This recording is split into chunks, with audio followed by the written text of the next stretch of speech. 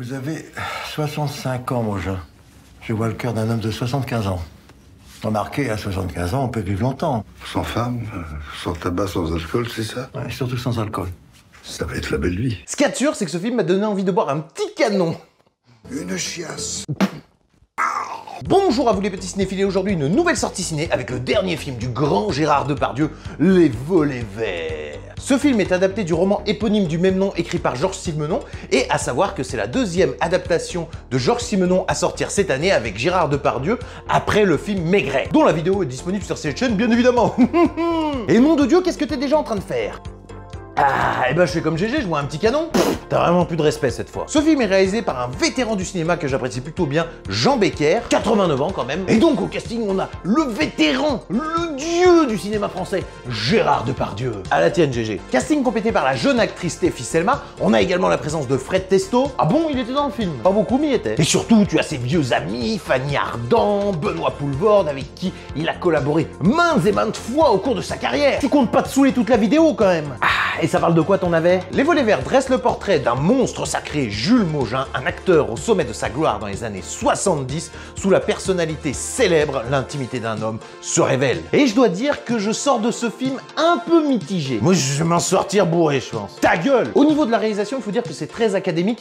Je trouve qu'il n'y avait rien de vraiment transcendant, mais à contrario, il n'y a rien qui ne m'a vraiment dérangé. Donc, passons rapidement là-dessus. Par contre, le film est censé se passer dans les années 70, et hormis quelques décors, quelques costumes, quelques voitures, et bah ça respire pas les années 70. Mais peut-être que c'est une volonté du réalisateur pour que l'époque du film paraisse à la fois lointaine mais très proche, pour qu'on puisse s'identifier. Mais de toute façon, le film repose essentiellement sur la prestation de son acteur principal, Gérard Depardieu. Et au fil du film, Depardieu va se confondre avec son homologue Gilles Maugin, qui est un immense acteur de cinéma, de théâtre, qui fait même des publicités, comme lui quoi. Remarquez, à 75 ans, on peut vivre longtemps. Sans femme, sans tabac, sans alcool, c'est ça? Ouais, surtout sans alcool. Ça va être la belle vie. Et voilà la force de ce film, on comprend très vite qu'en fait, c'est un film sur Gérard Depardieu, et au final, le Jules Maugin, on s'en tape! Et par conséquent, vu que tu n'as plus ce rapport personnage et que tu es vraiment avec l'acteur, ça donne lieu à des moments vraiment très touchants et très émouvants. Cet acteur qui a une immense carrière, qui n'a plus rien à prouver, mais qui est en pleine désillusion, voire même en dépression. J'ai envie d'arrêter tout, le théâtre, le cinéma. J'ai envie d'aller au bord de la mer. Il passe son temps à se saouler la gueule avec de la vodka tout le long du film. Mais t'es pas bien, tu vas dégueuler partout! Mais je pense que l'émotion ne fonctionne pour l'acteur et le personnage que si justement tu apprécies Gérard Depardieu, parce que sinon tu trouves que c'est un ignoble pourceau. C'est l'espèce d'ignoble pourceau qui n'arrête pas de bouffer. Et grâce à tout ça, je trouve qu'il y a une réelle sincérité qui se dégage de cette œuvre. Et la vraie question, c'est est-ce qu'au final, il a eu tant besoin de jouer que ça, puisqu'il joue son propre rôle et sa propre vie? Question légitime, mais auquel je pense on n'aura pas de réponse. Dégueulasse. On amène des moments très drôles avec des punchlines bien à lui, mais je retiens surtout une scène où il tourne une pub pour une bière sans alcool, il dit c'est dégueulasse et qui me faisait beaucoup penser aux pubs Sonoble qu'il faisait il y a quelques années.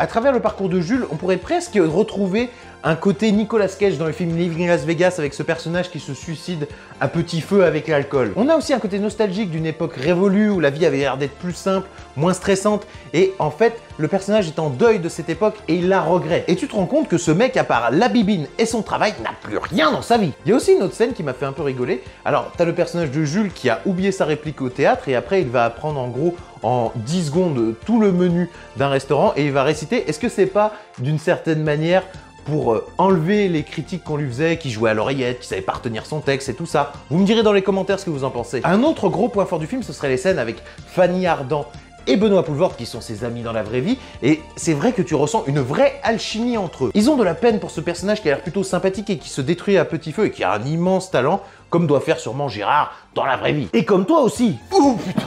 Néanmoins, si Poelvoorde m'a convaincu, ce n'est pas le cas de Fanny Ardant parce que je trouve le traitement de son personnage en fait beaucoup trop en retrait et il aurait mérité d'être plus développé, ça aurait pu ajouter vraiment un côté beaucoup plus émouvant dans une relation amoureuse perdue, ce genre de choses. Elle est plus là, voilà. Qu'est-ce que t'espères au juste? Je sais pas, je m'explique pas.